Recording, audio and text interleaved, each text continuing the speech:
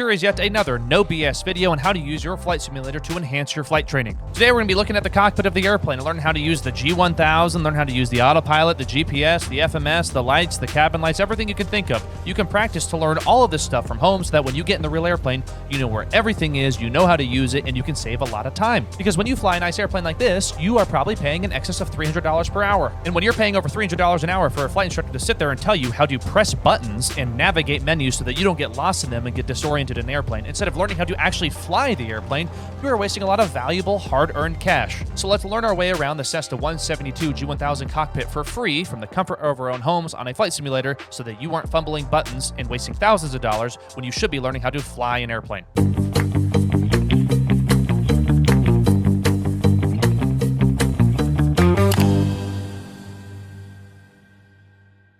Welcome to the channel. If you're new here, my name is Colin Boone. I am a Gulfstream pilot and Gold Seal flight instructor, and I am trying to make aviation more accessible for everybody. And to help me achieve that goal, I have been teaching the fundamentals of flying airplanes, private pilot maneuvers, instrument pilot maneuvers, all from the comfort of my $60 home flight simulator that you can go out and buy today. If you follow me on my socials, I post 1 to 2 short educational videos per day, and I post 1 long-form YouTube video like the one you're watching right now every single Sunday. So if you guys like these educational videos designed to save you time and money on your flight training, subscribe to the channel so you don't miss one every single Sunday. And if you guys want to learn even more from me, you can check out the link in the description for my Patreon page, Flight Sim University. Flight Sim University is an online training program that I created using desktop flight simulators to teach you all of the fundamentals and maneuvers that a real-life private pilot student will have to learn before their test. My goal for students is to take the course, learn how to fly from the comfort of a home simulator, and then go to the real airplane with all of that knowledge so that they can accelerate through their training in less time and therefore save a lot of money. So if that sounds like something you would be interested in, the link for Flight Sim University will be in the description below. Thank you guys so much for being here. Let's get back to the video. And well, here we are in our G1000 equipped Cessna 172 cockpit, and I'd like to start off with the flight plan functionality, or the FMS, GPS, whatever you want to call it, where we're going to program our flight plans. And the reason I want to start with this is because whether you're flying in an old 6-pack with a Garmin 430, or you're flying on a G1000 NXI cockpit that was built this year, or something in between, you are probably going to have some sort of run-in with a Garmin GPS in your pilot training career, or even in your professional pilot career. So the mentality of all of these Garmin products, which is very common, more common than the direct competitor Avionics, you're going to be able to relate what I show you here to whatever your GPS is, because the mentality behind all of these products are the same. So when we start talking about how to use our Garmin GPS in our flight plan functionality, there are 2 ways that we should know how to access it. One with the PFD, which is right here, very convenient if you're in your pilot seat, you're flying with your left hand, and you can reach down in the real airplane, of course, using your right hand, and you can twist these knobs down here to make some changes, and you can start typing stuff in, and you can go crazy, go wild there.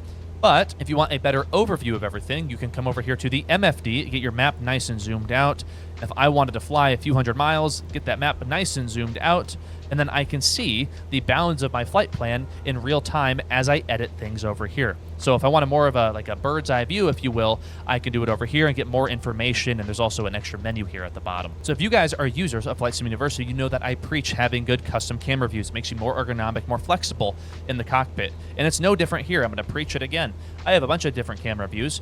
Makes it a lot easier for me, and I have one for customizing my flight plan or using the GPS on my G1000 and all of my airplanes, even like airliners, 737s and stuff. So if I go to my custom camera view, I like to put it about here so I go nice and zoomed in on the screen. I don't have to move my mouse and get all crazy, look over, look down, and press stuff. I go straight to here, and I am ready to roll. And to make this scenario a little more realistic, I'm going to start plugging in a flight plan from the ground at an airport, and we're holding short runway 22 left at Falcon, which is Foxtrot, Foxtrot, Zulu. So if I go to my preset camera here, nice and close to my G1000 screen, I press on flight plan, and I want to go to Los Angeles today, I would press in right here, which allows me to start editing my flight plan, and I'm going to use the big knob on the inside to scroll up and down. So I use my big knob to go to my starting point, and then I use the small knob here to type in my airport, which is Kilo Foxtrot Foxtrot Zulu. And you saw there how I used the small knob to type up a letter, and then I use the big knob to go from left to right. So I have K, F, go to the right one more time. Now I go small knob again, find another F, big knob to the right, and I'm going to go backwards through all of the letters and skip the alphabet and go straight to Z. Once I have what I need, I press enter, And now it is in my flight plan. And now that I have my starting point, I can plug in the waypoints or the fixes along my flight plan. I can use the big knob to scroll down to the en route section. And let's say my first point is the Phoenix VOR. So same process, go backwards again through here, go into X, big knob over to the right. I'm going to scroll up to R, plug that in, and there's the Phoenix VOR. You can see it draws a line for me. And just for reference, this is the flight plan right here in the top right corner that I'm trying to plug into the G1000. Now, if you notice, after the Phoenix VOR, there is Victor 16. That is a Victor airway, or an airway that connects VORs to VORs.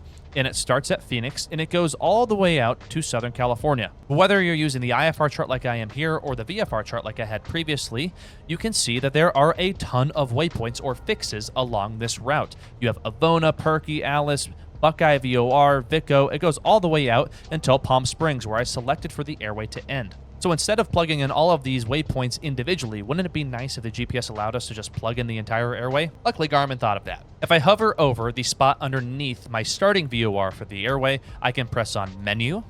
I can go over Load Airway. And if I want to select any of the other options, once again, it's just the big knob. I click Enter on Load Airway. And then I can select, using my big and small knobs here, using my small knob to scroll through all of these, which airway I want. I want Victor 16. I press enter on that. It's loading some exits for me. And now it is hovering over exit. I will use my small knob. And I think I selected Palm Springs, but heck, we're going to Los Angeles today. Let's just keep it going all the way to LAX. Press that there, and it's going to load all of these fixes for absolutely free. All I had to do was plug in the airway. So now, if I just go here, scroll down all the way to load, there we are, and the entire flight plan is just there. And I can zoom out using my range function here to make sure that everything is actually in there in the order that it says it is. And then I can scroll down using my big knob to check all of the waypoints individually. And now that I see that everything is there, I go to my destination, and then I just plug in LAX. There's LAX, enter, accept, and we have an entire flight plan. Of course, I can also go into my flight plan and I can edit it. I can take things out. I could add things in, but that would make this a huge, long video. So we're going to move on to procedures. So since we have a departure and an arrival airport, we can press the procedure button right here, and we can select a departure procedure, an arrival procedure, and an approach. But for example's sake, we're just going to do approach today. I press enter here. If I want the ILS runway 24 right, I can scroll on down, ILS 24 right.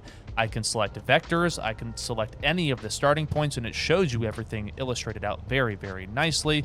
And we'll just press enter on one of them. I can change my minimums and do all sorts of fun stuff in here. And then the procedure is loaded, and it will actually automatically tune the ILS frequency, which is really, really neat. And when I'm happy with my flight plan and my procedures and stuff, I just press the flight plan button, and it goes away. And then I have my whole map back. Now, maybe I don't want to use those frequencies right now. Maybe I want to use the Phoenix VOR frequency because I'm going to be flying to Phoenix first. And if I don't want to use GPS, I want to use the VOR. I can go ahead and plug in Phoenix's frequency.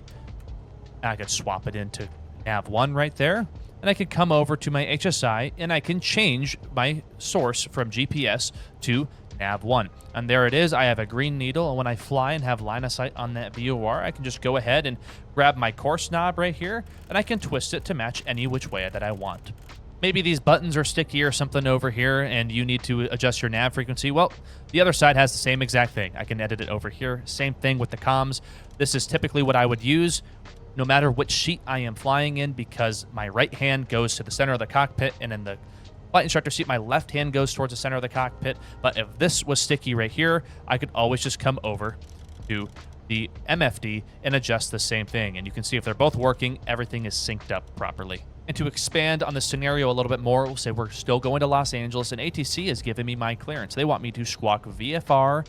I could go into my transponder area right here on the G1000. I can just press a VFR instead of typing 1200. But if they wanted to give me an IFR transponder code, let's just say it was like 4556 for no apparent reason. I'm just saying a random one.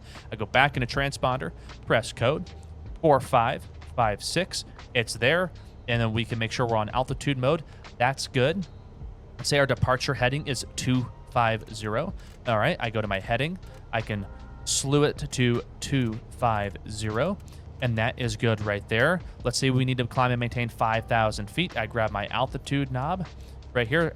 On the inboard, the bigger knob, which gives me thousands. And if I want to make a smaller adjustment, I use a small hand and can do 100 feet per click. And maybe I'm a little tired today, so when I take off, I'm going to go straight to using the autopilot. I will set my flight director up in order to do that. I press on flight director there on my GFC 700s part of the panel. That is my fancy G1000 autopilot, and I can do a number of things. It's in roll and pitch right now, as you can see on the top. It has altitude select arms, so when I am close to 5,000 feet, the airplane will then hold 5,000 feet.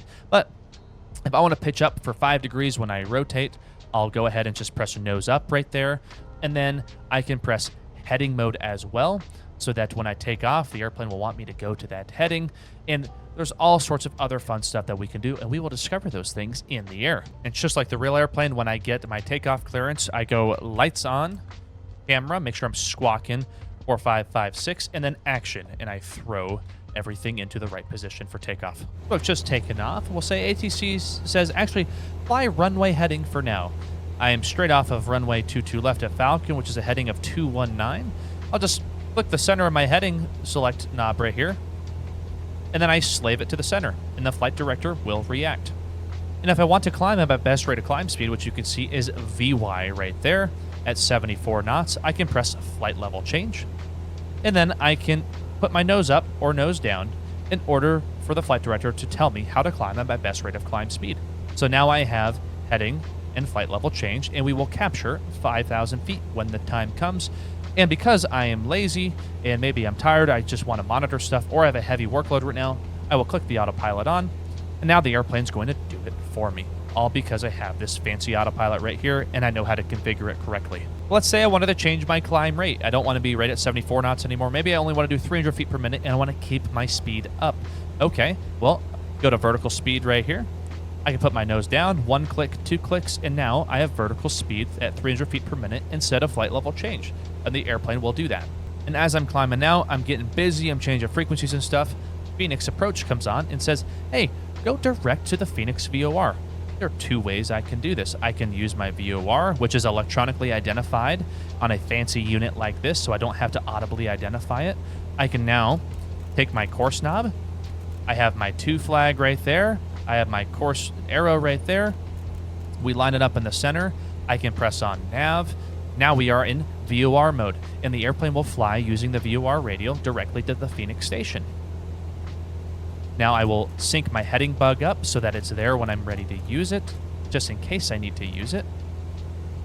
There we are. The airplane's been a little sporadic, a little overshoot, but that's how we use the VOR. Now, if I want to use a more accurate source, say the GPS, I can open up my flight plan in the more convenient way by using the small portion right here on the PFD. You can see the magenta line on the MFD taking us direct to Phoenix, but that magenta line is to the right of the airplane, and I don't want to be, or I don't want to cut all the way back over there. So I'm going to hover over Phoenix, direct arrow, enter, enter. Now I have a direct line there. If I use the CDI button here to change my nav source, bam, I'm back on the Phoenix VOR. But because I changed my nav source, the airplane kicked me out of nav.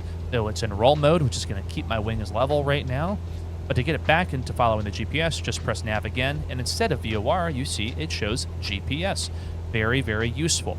Now, 95% of the time, you will be flying using GPS for navigation, but it's good to know how to do the VOR stuff too. Now, I know this is very fast-paced. We went through a lot of stuff very, very quickly right there, but I don't want these videos to be like 45 minutes long. If you want more in-depth knowledge on these kinds of subjects, I have all of this stuff covered in Flight Sim University. And while that was fast-paced, that is what the real airplane is like, which is why I have constructed this video this way. I like to make these educational videos, whether it's YouTube stuff or Flight Sim University stuff, like you and I are in the cockpit together.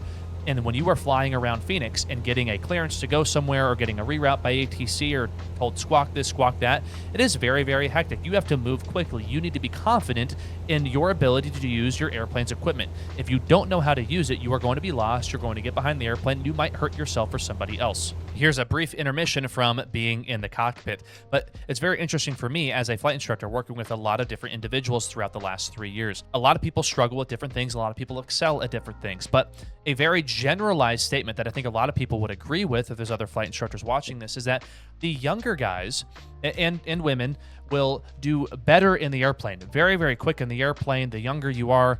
And I could show you everything we just did at a very fast pace and boom, you got it. 1 or 2 times, that's all I have to do. But you guys suck at studying. You have shorter attention spans. It's hard to read a book, hard to watch a YouTube video. And I get that. I'm kind of part of the same group. I'll be 25 in March, and this is recording in early 2026. So I completely understand that. But the kind of cutoff is somewhere between 30 and 40, where things in the airplane start to get harder to learn. You know, it's like teaching an older dog new tricks. You can totally do it. Might take a little more time. So doing everything that we just did might overwhelm somebody that's a little bit older, a little bit slower to learn those things. But those people very much excel at doing all of the book work and studying and watching the YouTube videos and stuff. So they would fly through an oral, but struggle a little bit more on the flight portion of a test. So the flight simulator is a terrific training tool to have you practice every single scenario. You have your private pilot check ride coming up, and you need to simulate plugging in all the waypoints to your flight plan. Boom, there you go. Flight simulator, completely free. Do it as many times as you want, and then turn the autopilot on and see if the airplane will fly it. You can go through, make sure you got your transponder, radios all set up. All of those functionalities that we just did, you can do for free from the comfort of your own home on a desktop flight simulator. Terrific training tool. Good way to practice from home before you spend hundreds of dollars per hour to learn the same exact thing in the real airplane, because it is one-to-one. When I say one-to-one, I actually mean it. This is like one-to-one with the real airplane. There are a couple things missing in here, but if all the general functionality, it's all there. So while flight sims catch some flack for the feeling not being good enough, or the flight controls are a little bit light, the functionality of the procedures, using the GPS, using the FMS, using all of that stuff is all one-to-one. There's one error, though, in the G1000, which I notice. And if we are using flight level change like I am right now at 90 knots, if I press nose up, my speed should go down because I will be climbing at a steeper rate. And if I press nose down, it does the opposite. So this functionality right here is reversed in the real airplane. This is wrong. But everything else is correct. So that might be a little confusing. So that was all the main nitty-gritty stuff, but here is some fun auxiliary stuff. I can turn on all of my lights in the sim and then go outside and see what each one does. So I can turn off my taxi light, for example, and you see that the taxi light just turned off right there. I'll flick it back on. There it is. Landing light, it's right there. Now it's back. So if I don't know what a light looks like, or maybe there's 2 together like that, I can go ahead and just look at it in the sim and see what the effect of it is.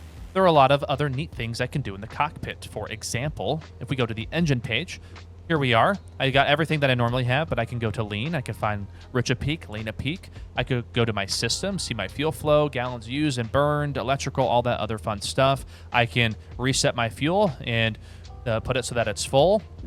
I can manually enter everything, and that's all pretty neat as well. I can exit out of that using the back button and go to my map options. I can see my terrain options, which is very nice. I can put on my next rad for my weather stuff, a legend on the bottom right for the terrain heights, which is all very good. I can turn traffic on and off, which is always good to have on. And then I can go back and just go back to the main menu. I can turn my level of detail up and down. I'm not going to waste too much time going into the menu, but you can pull up your Jeppesen or Navigraph charts in here. And in the real airplane, you can pull up your real charts if the subscription is paid for. And just a brief overview of the PFD side of things, I can look at all of these options on the bottom. I can adjust my map. I can put a little map on the bottom left, or I can put it on my HSI. I kind of like the bottom left map. It's a nice little awareness tool, and I put traffic on there. I keep it pretty zoomed in at 2.5 miles or less. So it's just something nice to have in a pinch. Go back to the main menu, PFD options. Can change the way the wind looks and how it's relayed to me, which is kind of cool. I usually go with this option, but I'm a fan of this one as well, so I'll leave it there for now. DME information, whatever station you have selected in your nav radios, it will tell you your DME information, which is kind of cool. But I can also do my bearing information right there, and I can do nav 1 or nav 2, and it'll just draw an overlay with a light blue needle, which is very, very cool. So if I'm doing a VOR approach, I could overlay the VOR like that, and then I could actually fly the approach with GPS, since we know GPS is more accurate than a VOR radial anyways. So kind of a neat thing to do those approaches legally. And you can also do a VOR check using those things as well. Always have your VOR radials loaded up, ready in the background, just in case you get GPS spoofed or something like that, which has happened to me twice. So it's been a nice thing to maintain awareness on an airway. flying IFR. Change my altimeter units for you guys not in America, and it can also do meters. And then you have some other things as well, transponder and your ident for the transponder. We already talked about those. Timers, I already had one going for some reason, but I can go ahead and scroll over to stop and reset this timer. I can start it to count up. Say I'm doing holds or something like that. I want to do 1 minute legs or 5 minute legs. I can also have a timer count down, which is kind of cool, and I can set an alarm. If I do have any other alarms, then I will get an alert down here in the alert menu. It'll pop up and tell me that something's going on with the airplane.